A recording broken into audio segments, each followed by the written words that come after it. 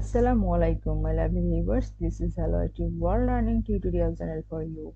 Today in this tutorial I am going to show you allow of record what happened projecting in Windows 11. So for this case I will go to the search option and settings. We have click, or you can write the thing. So the thing is gaming option. There we have entered the capture which have locations, save locations, recording preference. Click here.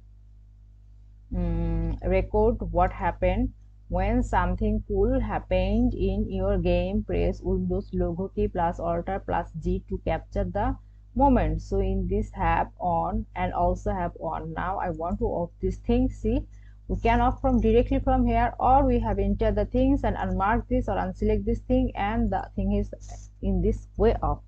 So thank you so much for watching this video. Please subscribe this channel. Hopefully this tutorial will help you so much.